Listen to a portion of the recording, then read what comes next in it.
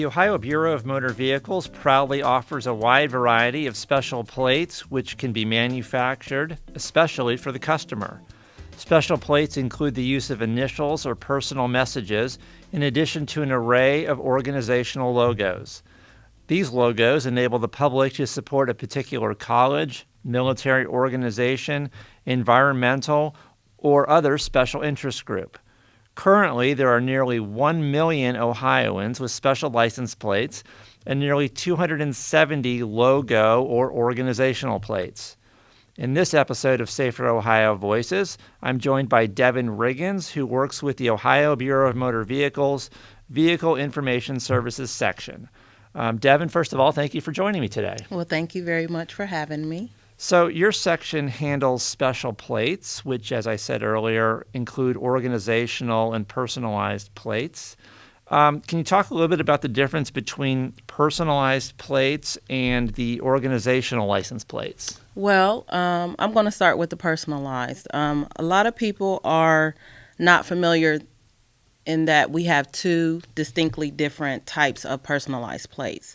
There is your initial reserve plate, which only costs an additional $25 annually. This plate is limited to 3 letters. Then you have your personalized plate, which you can customize, has to include a minimum of 4 letters, and that's an additional $50 annually. So let's start with the personalized plates. How do you go about requesting to get a personalized license plate? For a vehicle with a valid registration, you can do so by going to www.oplates.com and check availability of your desired phrase. You can also go to your local deputy registrar if you have a new vehicle and request a personalized plate by filling out an application. It's called a request for special plates, form number BMV 4705. So I'm guessing that not every personalized plate gets approved. Is that right? You are exactly right. So can you tell us a little bit about the approval process for these personalization requests? So for all of the license plates that are issued the previous business day that are organizational, which means they display a logo or it meets the criteria of the personalized plate, we in the Vehicle Information Services, we receive a report every morning around 6 a.m. We review the report around 9 a.m. As a committee. It's about a committee of 7 to 9 people that look at the rec every day. They discuss if the request is appropriate, and what we look for to determine if it's inappropriate is it obscene? Is it vulgar? Is it going to cause a reasonable person to become upset by the display of what you have on your license plate? Or is it anything that supports illegal activity? Now, what if someone notices a personalization on a license plate that they feel is offensive and shouldn't be allowed on the road? Is there anything that they can do? Yes, we receive feedback all the time from the public, and they can contact us by going to the BMV's website and clicking on Contact BMV. They can call us at the 1-800-589-8247 phone number to voice their concerns about the license plate that they saw. And you're listening to a Safer Ohio Voices podcast. And today we're joined by Devin Riggins, who works in the Ohio BMV's Vehicle Information Services section. And we're talking about those personalized license plates that you see on vehicles all around the state. Devin, what if the BMV were to deny a plate and the person that had requested it feels that their plate should be allowed on the road? Is there any kind of appeal process for that person? Yes. If you feel that you are not displaying a message that is inappropriate and you want to provide us with further feedback as to why you want to keep the license plate, then you can email us. You can send it, by mail, or you can fax it. we will put the information together and it is reviewed again by the next level of management, and that goes all the way up to the registrar's office to make the decision as to whether to uphold the denial of the license plate. And then I think that you mentioned it earlier, but just to repeat it, what is the fee for the personalized license plates? Yes, again, it is additional $25 for the initial reserve, and that is annually. For the personalized, it's an additional $50 every year. And you know, people love to tell the stories about their unique personalized license Yes. plates. And at Ohio BMV, you have a contest called What's on Your Plate that gives motorists the chance to kind of show off their plate and tell their story.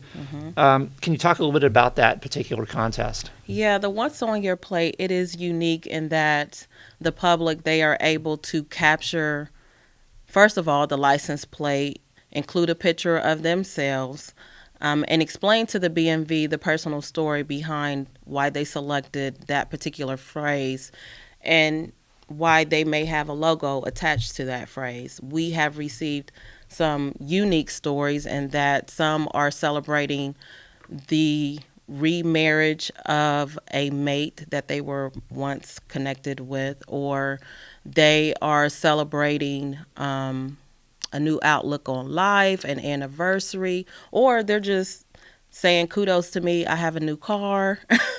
The contest is very popular. It happens, we review the contestants once a quarter and decide on a winner. And once again, you're listening to a Safer Ohio Voices podcast, and we're talking with Devin Riggins today, who works with the Ohio Bureau of Motor Vehicles Vehicle Information Services section.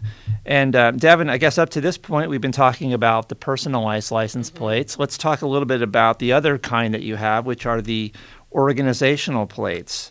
How would one go about establishing an organizational plate? Yes, the organizational license plates, they are pretty popular as well. The first and foremost, we advise anyone who is interested in establishing an organizational license plate to connect with a senator or a House representative. The legislation is key. Getting the plate implemented through legislation and getting it passed, you need someone who is willing to sponsor the bill and push it through the legislative process. Once it is seemingly on its way through the legislative process, there's an application that we ask the organization to fill out. It's the BMV 4810. And with that application, they are basically giving the BMV permission to use their artwork for display on the license plate. They provide us with the artwork, and they also have to provide us with petitions, those persons who are going to be willing to purchase the plate, and that is that requires 150 signatures. Now, once the organizational plate is established, are there any requirements to keep that plate in use? Yes, in order for an organization to remain in the special plates program, they must maintain a sales amount, special plate sales amount of 25 per year. The number of sales was just reduced by House Bill 64, which just happened September of last year. But that's only for the organizations. For your collegiate, they still have to maintain plate sales of 150. And how do you go about purchasing an organizational license plate, and what's the fee for it? Now, the organizational license plates, the fees vary. For our military plates, there are no additional fees.